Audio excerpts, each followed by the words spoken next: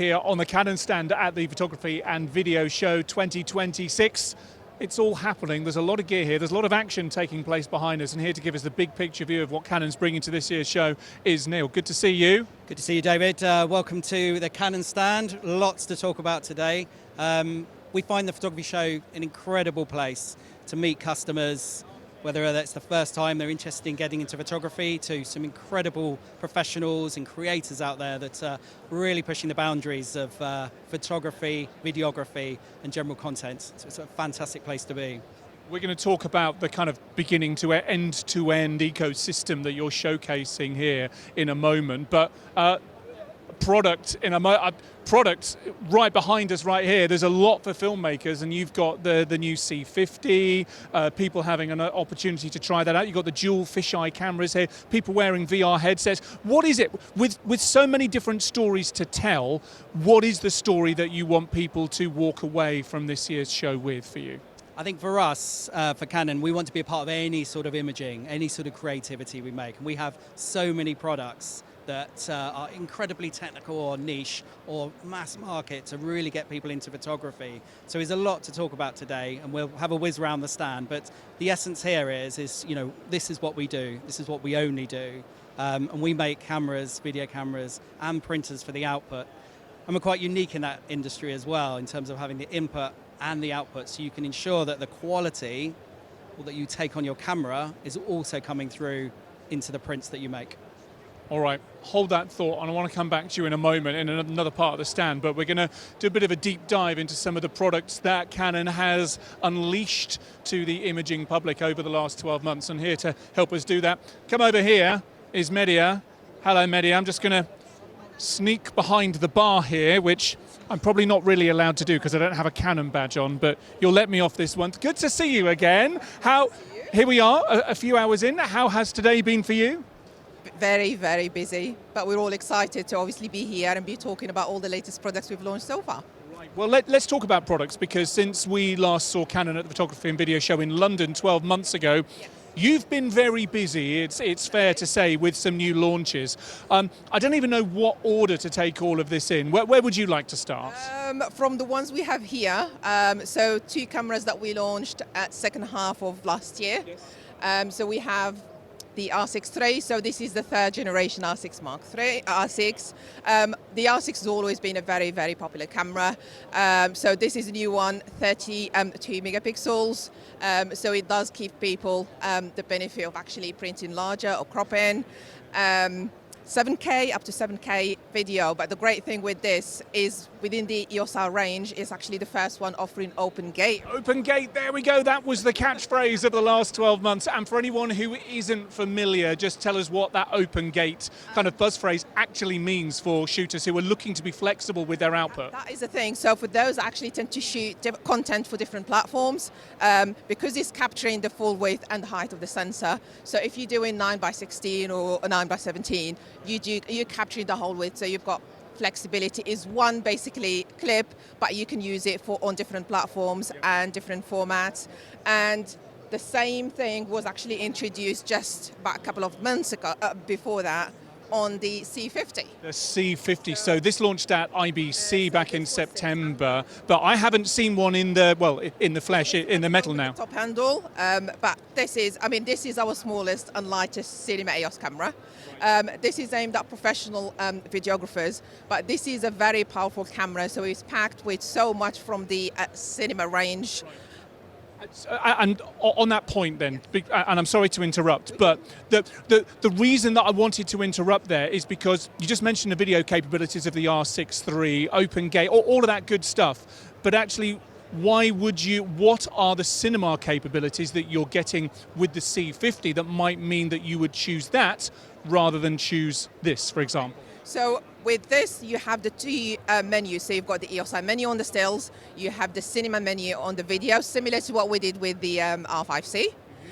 You do have the active cooling, so built-in fan, meaning you can record for as long as you need. You can see the fans on the side, can't you? The fins there, yeah. So you basically only stop depending on how you're powering the camera or your storage.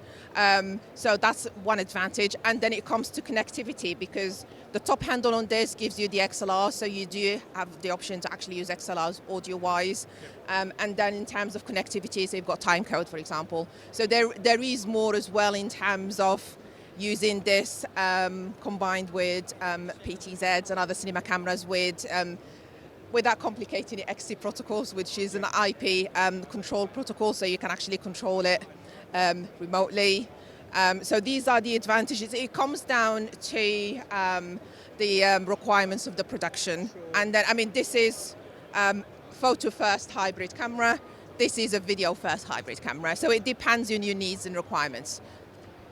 Podcasters, people who are shooting in professional podcast studios are very much enjoying what the C50 has to offer for them. I think that's fair to say. That's been one area over the last 6 months. When we talked about obviously creating content for different platforms as well, so this has simultaneous crop recording. So at the same time as recording, for example, 4K 16:9 or 17:9, you can record a 9:16 or a 9:17 at the same time, saved into the second card, so you can literally just share it immediately without actually needing to do anything.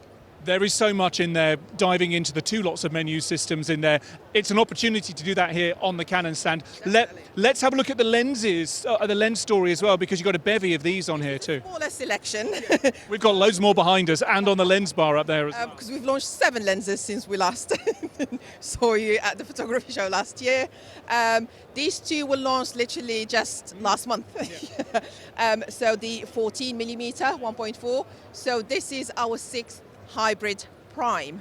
So our hybrid lenses are range of lenses which gives you the best performance whether you're shooting stills or video. So that's suppressed focus breathing for these. For the zoom ones that we have with the 24-105 and a 70-200, you have the parfocal, so it maintains focus when you're zooming in and out. So great selection of lenses. So 14, 20, 24, 35, 50 and 85 on the primes, and they're all identical in size, so in rigging it's very easy to swap. That's really important, like you say, in a rig, yeah. So that's the 14, again, great for astro, landscape. And then we have a new fisheye zoom. Look at that. 7 to 14. So on the EF side, we have the 8 to 15, if you remember. So this is, this you can do 190-degree circular fisheye, or 180-degree full frame or diagonal fisheye at the 14 end. So at the 7, you get the full circle, 190-degree. And it's a great lens, again, for added creativity, whether on stills or on the video side. And the 190-degree circular fisheye that you get on the stills or video, you can actually convert it using our EOS VR utility into 2D 180 VR, and then play it back on the VR headset. It feels really, really nice. Of course, not super heavy. Again, I know weight's so important. The 8 to 15, even though it's physically bigger, but it's actually lighter than the 8 to 15. All right. Optically better as well. And then, not to forget, the 45mm 1.2. So this was launched November last year with the R6 III. It is our first 1.2 lens, which is not an L series lens. So this is great, fast and affordable. Prime, great for portraits, great combination with the R8, for example, and some of the other smaller cameras. And although we don't have it here, let's just very quickly name check the R50V that you're showcasing over there as well. Where does that fit in? So, end of March last year, that's when we launched 2 of our EOS R PowerShot V series cameras. So the R50V is our first EOS R V range.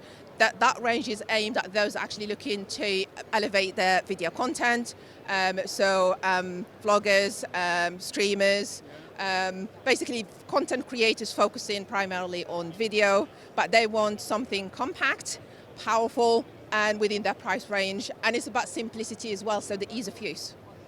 Medhia, thank you for a whistle-stop tour, and of course alongside the C50 there you've got the C8, you've got the full cinema range out here for people to try for themselves with every lens you can imagine. Definitely, yeah. I mean, currently with the EOS R system we have 65 lenses that we've launched so far and 21 cameras, so if you want to try any of the cameras or lenses, please come and see us. 65. I was there when the EOS R system launched back in 2018, and it's amazing to see that journey, you know, creating a new system like you have. Exciting as well, and I'm sure we'll see much more in the future. So, Medhia, thank you very much for now. So picking up the story, we've obviously captured the content now with some amazing new cameras that Medhia was talking us through. And then in terms of showcasing the image side of that, certainly to the best of its ability, you've got some pretty good printers, it's fair to say. Neale, what is the output story here this year? So ultimately, it's taking what you've taken on your camera, and that is, you know, you can edit that. You've really created something beautiful. But you want to make sure that when you print it, it's the same sort of machine that's talking to each other. So we've got the Canon to Canon, and that's that input-output piece we have. And we've got an amazing range of printers, whether it's tiny little small SELPHY cameras or our Zoe Minis, which are perfect for, you know, younger generation to stick on their walls. Let's just take a look at these for a moment, because the form factor, the colouring, I've got two teenage kids who I know would absolutely love these. So it's a kind of good on-ramp, if you like, into the system, and the images, you know, these little things here. It's small, but feels lovely, and that's really, really good quality as well. Then, I guess, coming a little bit this side, we've got some slightly more serious, is serious the right words? I guess next level printers for people who are taking their output maybe a little bit more seriously than the little images that they're going to pin to their wall.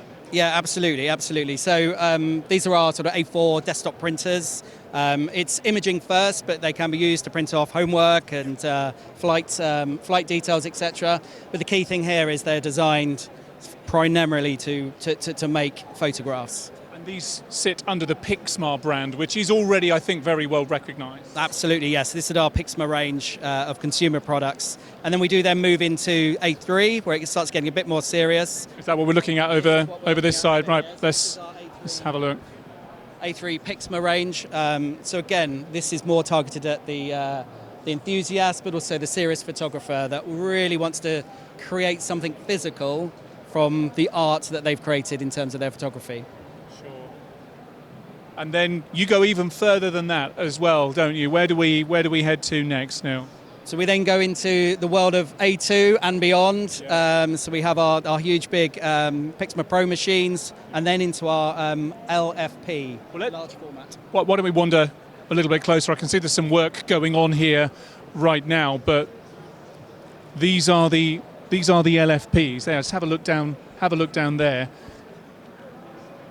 Who would typically be having one of these about them? So I suppose anybody that is selling their own work as pieces of art, wedding photographers, anybody that wants to control that total process. So doesn't hand it over to a production house, but we also obviously have them in production houses. So you know, one of the standout features here is, again, these machines talk the same language as our cameras. The inks that we use are all about longevity and toughness. So these are museum quality outputs that we can take in, as you can see, from really big formats, and incredible inks and creativity that we can get from them. Quality in, quality out.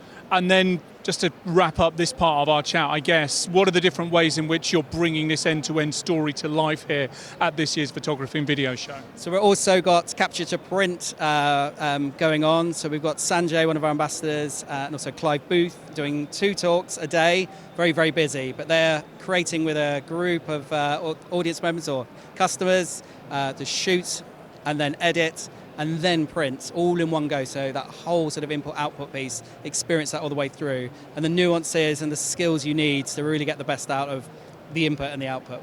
And there's a lot more on your stand. I can't let you go without talking about what's happening on the stage behind us here as well. You've got some incredible ambassadors, and they're sharing their knowledge, their experience, their stories, sometimes literal war stories, with the audience here as well. Absolutely. So yeah, we got 19 free talks going on, have 4 a day. We try and capture as many genres as possible. So we've got architecture, we've got press, we've got wildlife, of course, landscape. But we also try and bring in sort of a narrative through them all. How the products help photographers, but also some of the skills that you need now, especially you need to be multi-skilled, you need to be very socially minded, and a lot of the photographers today are also talking about that, so not just about their incredible work, but also how they get it out to the world. Yeah. Those business skills, show and business, they're two very different words, but we need to put a good amount of weight on each of those. That's not all, but we're going to talk about something else separately in a separate film that I know you're also very excited about. Just tease us, if you will. Absolutely. We got a world premiere of our VR Coral film. So it's a virtual reality that's using our kit, our dual fisheye lens. You'll see more about it shortly, but we're super excited to bring that to the show today. Brilliant. Neale, we'll leave it there for now, but we'll be back with another film talking about that premiere in a few moments' time. Neale, Medhia as well, thank you so much for giving us that whistle-stop tour of just some of the stuff here on the Canon booth here at Photography and Video Show 2026.